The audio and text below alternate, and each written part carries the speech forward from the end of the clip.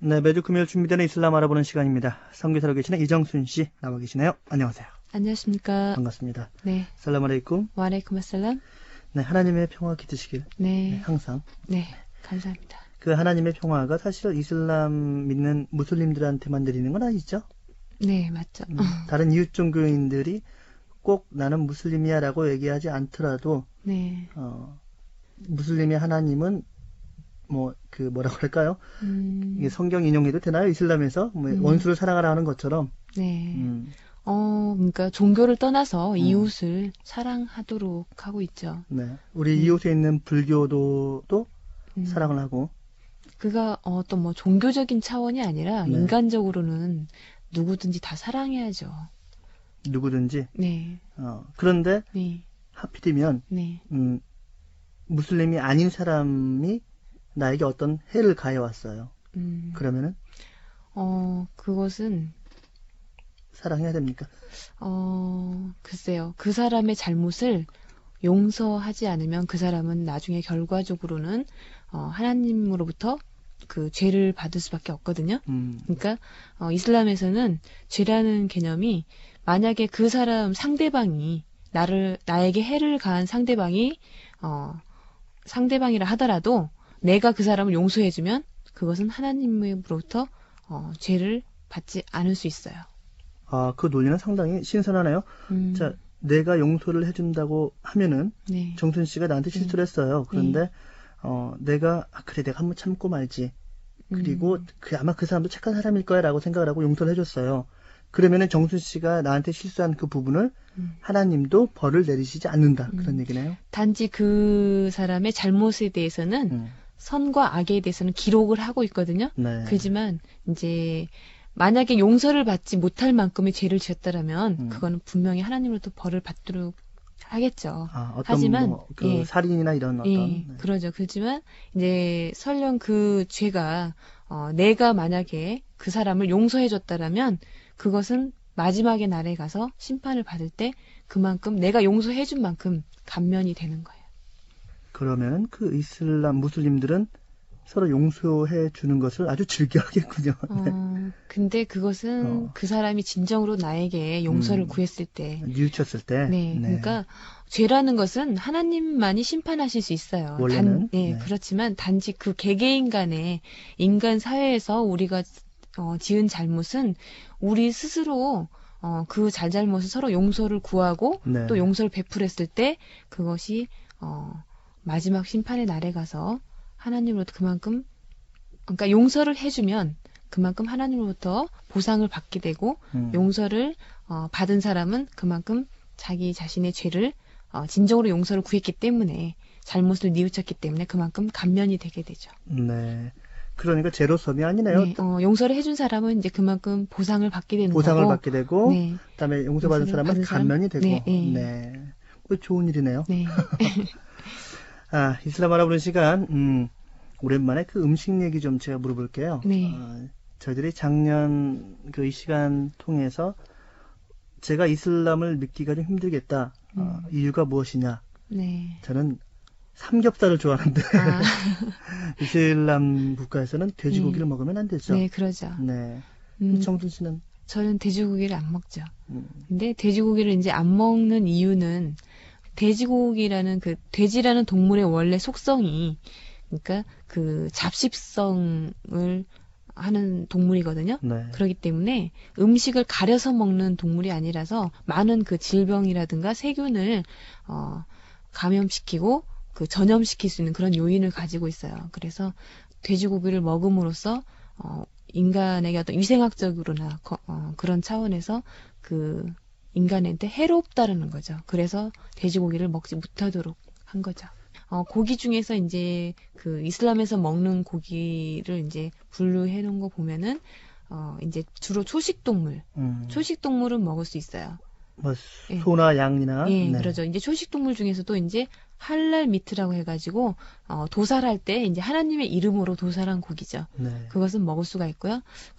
그리고 또 어류라든가 쉽게 우리가 구할 수 있는 생선 또 그런 것들은 날아다니는 새라든가 이런 것들은 가능해요. 조류에 관련된 거 이런 것들은. 그러면은 원래 이 돼지고기를 먹지 말라는 그런 얘기가 네. 신앙 때문에 생긴 것은 아니고 처음에 안 먹었으면 좋겠다는 부분이 이제 꿀안에 명시가 되면서 네. 지금은 이제 계율처럼 지켜지는 거군요. 그러니까 하나님께서 이 돼지고기는 먹으면 인간에게 해롭기 때문에 먹지 말라. 금하신 거죠. 그러면은 술은 어떻습니까? 술은 절대 안 되죠. 네. 예. 참, 삼겹에 술 좋아하는 사람들, 술 좋아하는 사람들은 예. 그 무슬림 법을 좀 완화시키면 믿을 사람도 많을 것 같은데. 그래서 이렇게 무슬림들끼리 만나서 얘기하면은 주로 이제 차라든가 과일 이런 것들을 먹으면서 얘기를 나누거든요. 네. 그러니까 차 문화가 많이 발달돼 있어요. 그래서 이슬람 국가를 가면은 그 차를 내놓는 것이 그러니까 뭐라 그럴까 손님에게 접대하는 방식인데 네. 누구한테 가더라도 차를 마실 수가 있어요. 누구를 방문하더라도. 어느 장소나. 예. 자, 그러면은 담배는 괜찮은 거죠, 이슬람에서는? 담배는 일부 허용을 하고 있거든요. 그러니까 담배를 건강을 해칠 정도의 그런 담배 흡연은 금하고 있고요. 이제 약간의 자기가 기호식품처럼 하는 것은 요즘에 와서 많이 이렇게 개방화됨으로써 어떤 허용을 하고 있죠. 네. 이제 기억이 납니다. 옛날에 네. 그 이정순 씨가 그 아랍 국가, 이슬람 국가들을 갈 때는 술집도 뭐 술을 금하고 있기 때문에 술집이 없어야 되지 않습니까? 그런데 이제 외국인들을 위한 뭐 호텔 정도 가면은 술은 있는데 이제 무슬림들은 술을 사 먹지 않겠죠. 이제 대부분 주로 외국에서 오는 손님들이라든가 그런 사람들이 많이 사 먹겠죠. 네. 자, 오늘 이슬람 알아보는 시간, 이제 먹는 얘기를 좀 하니까 좀 배가 좀 고파지는 것 같아요. 네. 지난 시간에 전투 얘기했었죠. 예. 네, 바드르 전투 이야기가 끝나고 난 다음에 그 과정을 얘기했었는데 네. 잠깐 정리를 좀 하고 넘어가죠.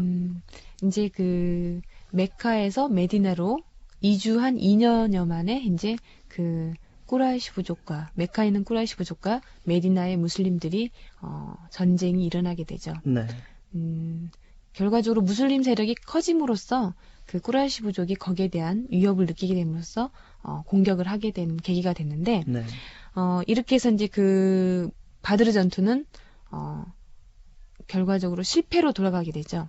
무슬림들의 승리로 이끌게 돼요. 그러니까요. 네, 네, 그래서, 무슬림들 입장에서는 바드르 전투가 좋은 거죠. 네, 그래서 꾸라이시 부족은 결과적으로 무슬림 세력을 약화시키기 위해서 전쟁을 일으켰는데 그에 비해서 더 자기들의 세력이 더 약화되는 계기가 되죠. 그리고 무슬림 세력은 메디나에서 점점 더 그 세력을 더 확장시켜가게 되고 안정세로 이제 돌아가게 되는데 이때 이제 메카에서 주 변화는 이제 복수를 하기 위해서 준비를 하게 되죠. 네. 그래서 아부수피안이 우리는 아직도 강한 군대를 가지고 있다라는 것을 그 인상을 심어주기 위해서 출정을 하게 돼요. 네. 그래서 메디나의 근교에 있는 지역을 급습하게 되는데 이때 무슬림들의 추적을 당해서 결과적으로는 도망치게 되고 그때 가지고 왔던 식량이라든가 물 이런 것들을 버리고 가게 됨으로써 그때 전투를 이제 밀가루 전투라고 그런 이름을 붙이게 되는데 약간 조소적인. 네. 그래서 이제 아랍 반도 전체에 이야기가 전해짐으로써 더 꾸라이시 부족의 세력이 더 약화되게 되는 계기가 되죠. 네. 그리고 이제 메디나에 있는 무슬림들과 그리고 유대인들 그리고 불신자들과의 어떤 갈등이 있게 되는데요. 네. 이때 유대인 중에 한 사람이 그러니까 아랍 부족의 유목민 부족의 한 여인이 유대인의 보석점에 가서 자기 장신구를 주문하러 갔다가 네. 이때 유대인들에 의해서 모욕을 받게 되죠. 그래서 유대인이 여자의 옷을 이렇게 벽에다가 고정을 시켜가지고 벗겨지게끔 이렇게 이 여자가 나가려고 했을 때 옷이 벗겨지게 됨으로써 이 여자가 굉장한 유대인으로부터 모욕을 당하게 돼요. 네. 그래서 이것을 지나가던 무슬림이 보게 됨으로써 유대인과 무슬림과의 싸움이 일어나게 되죠. 네. 그래서 결과적으로는 이제 유대인이 이 싸움에서 한 사람이 죽게 돼요. 그러다 보니까 이 유대인 부족, 그러니까 바누 까이누카라는 부족이 자기 부족의 일원인 유대인이 죽게 됨으로써 이 무슬림을 와서 죽이게 되죠. 네. 그래서 이제 무슬림과 바누 까이누카 부족 간의 그 전쟁이 일어나게 되죠. 싸움이 일어나게 되대요.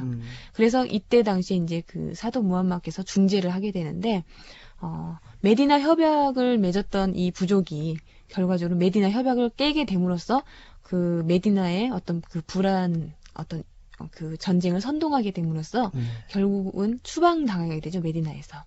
그래서 이 바누 까이누카 부족은 메디나에서 큰 유대인 세력이었어요. 근데 결과적으로 이 유대인 세력이 메디나에서 쫓겨나게 됨으로써 그 불신자들의 그 주 세력이 없어지게 되는 계기가 되죠. 네. 결과적으로는 이제 무슬림 세력이 안정기에 들어갔다라고 볼 수도 있죠. 네. 예. 자, 이 코너 처음 들으신 분들, 청취자분들이 조금 이렇게 헷갈리실 수 있을 것 같아요. 예. 저희들이 지금 2001년도에서 이슬람의 성지다 하면 메카라고 생각하고 있는데, 지금 해주시는 말씀은 1400년 전입니다. 네, 그래서 이 당시에는 메디나에 무슬림 세력들이 있었고요. 메카에는 이제 무슬림 세력들을 이제 쫓아낸 꾸라이시 부족, 반 무슬림 세력들이 현재 지금 메카에 있습니다. 네, 그런 상황에서 이제 바드르 전투라는 이슬람 역사 최초의 전투가 일어났고, 또 무슬림들이 승리를 했고요. 그래서 이제는 이슬람의 역사 속에서 좀 안정기에 접어든 그런 분위기입니다. 네, 그러니까 이게 이제 잠시 안정기라고 보일 수 잠시 안정기니까. 그렇죠. 근데 이때 당시에 이제 그 대상로, 그러니까 메카에서 메디나를 거쳐서 샴 지방으로 가는 그 대상로에 있는 부족들은 이때 당시에 그 메디나에 있는 무슬림들과 연합을 하게 돼요.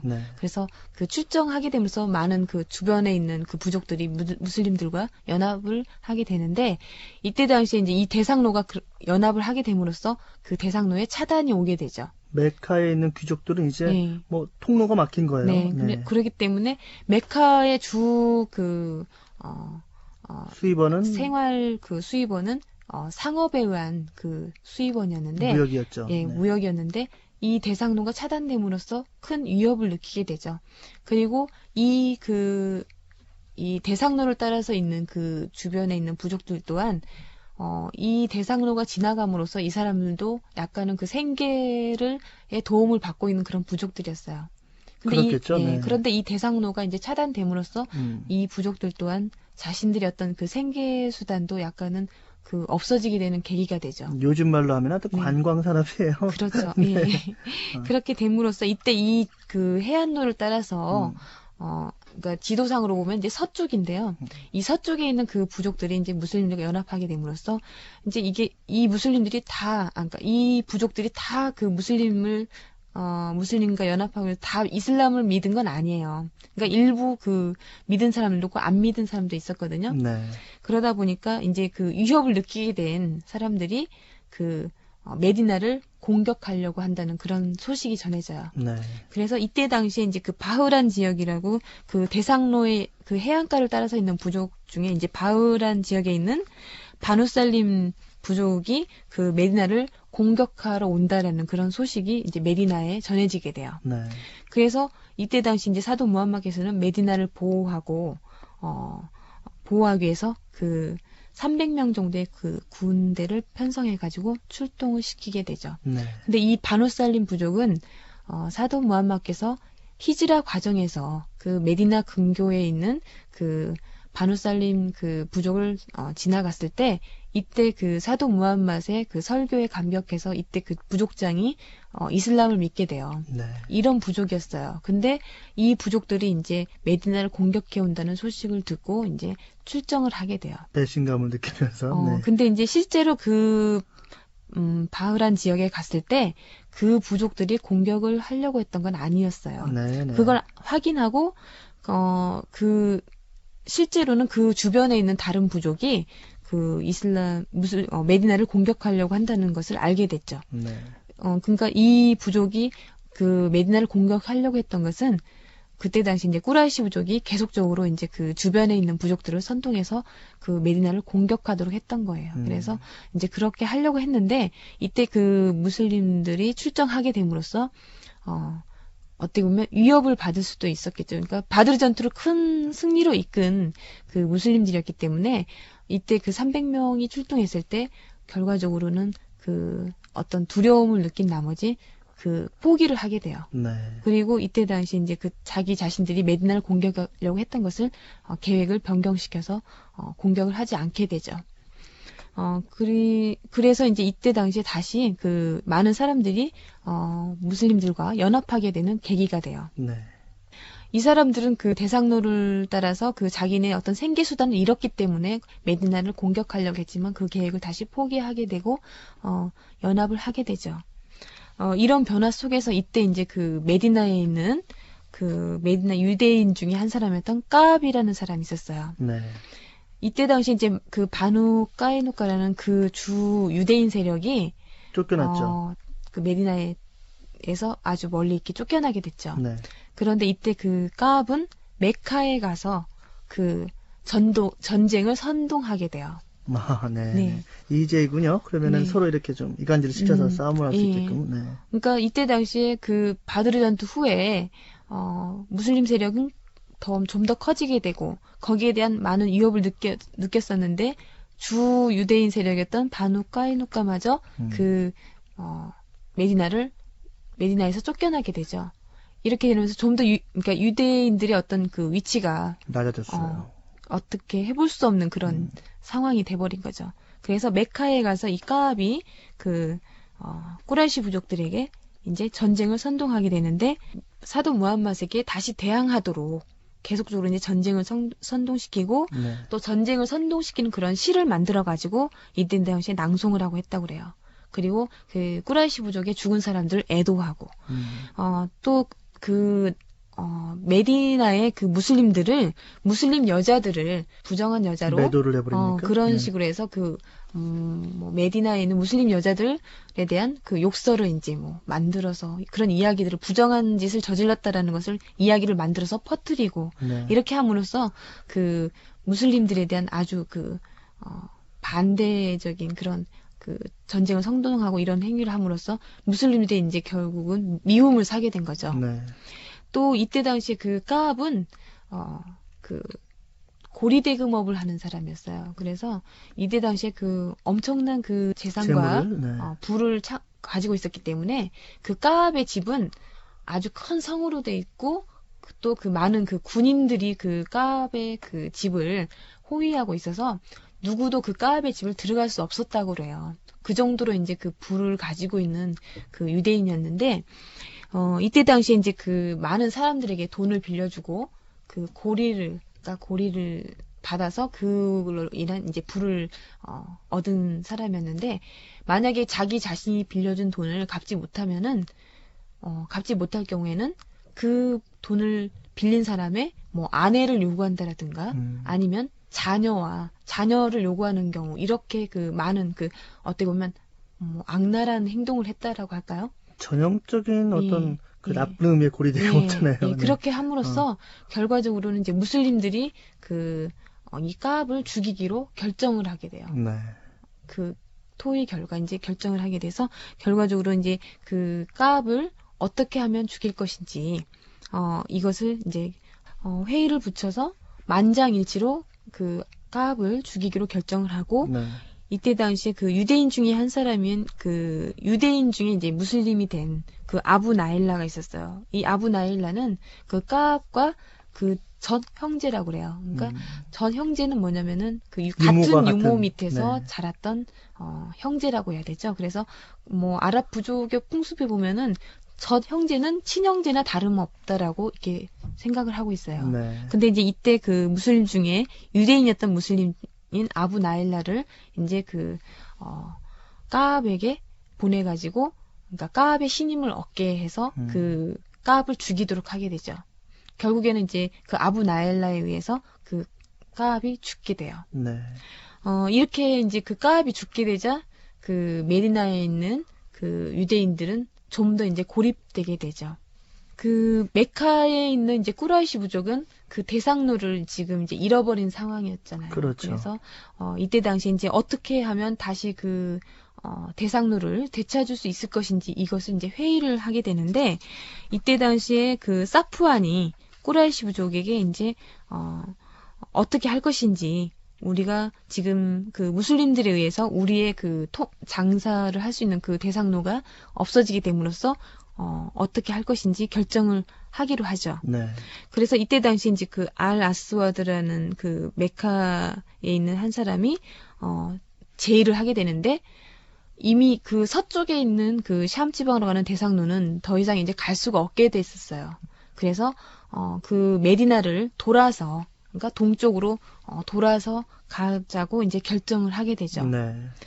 이 길은 이제 뭐 이렇게 직선으로 이제 반드시 갈 수 있는 길을 아주 그 메디나시를 아주 돌아서 이렇게 가게 되는 그 길이었는데 그쪽이 이제 현재는 이라크 쪽 그 대상로라고 할 수 있는데요. 지금 네. 현재 이제 이라크가 있는 그쪽으로 이제 돌아서 가는 길인데 이쪽을 이제 택하자고 하죠. 그래서 이때 당시 이제 대상을 떠나기로 이제 결정을 하고 그 이때 당시에 그 프라트라는 사람을 안내자로 임명을 해서 대상을 떠나기로 결정을 하게 되죠. 그리고 10만 디르함이라는 엄청난 이제 그 물건을 모아가지고 이때 당시에 그 샴 지방으로 이제 갈 준비를 하게 되는 거예요. 네. 근데 이때 이제 그 이 샴 지방으로 간다는 대상 무역을 간다는 이 소식을 이제 이때 당시에 그 메카에 있는 누아임이 자기 자신의 이제 친구인 무슬림 친구인 이제 술라이트에게 말하게 돼서 이 소식이 결국에는 메디나까지 알려지게 돼요. 그래서 이 메카에 있는 꾸라이시 부족이 이제 대상을 떠나려고 준비를 해서 이제, 가려고 그 이라크 쪽으로 길을 선택해서 가게 되는데, 이때 당시에 사도 무함마드께서는 100명의 기마병을 파견해서 이때 당시에 자이드 이븐 하리사, 그러니까, 사도 무함마드의, 형제라고 불렀던 그 자이드가 있었거든요. 네. 자이드와 같이 100명의 그 군인을 파견을 하게 되죠. 그래서 이 대상을 습격하도록 명령을 하게 돼요. 그래서 이제 이때 당시 그 꾸라이시 부족은 결국에는 그 대상을 떠나려고 했던 그 물건들을 다 버리고 도망가게 되죠. 이렇게 됨으로써 결과적으로는 이 이라크 쪽의 대상로를 선택했다가 그것마저도 결국은 실패를 하게 되죠. 이제는 완전히 고립이 됐군요. 네. 메카가. 네. 예.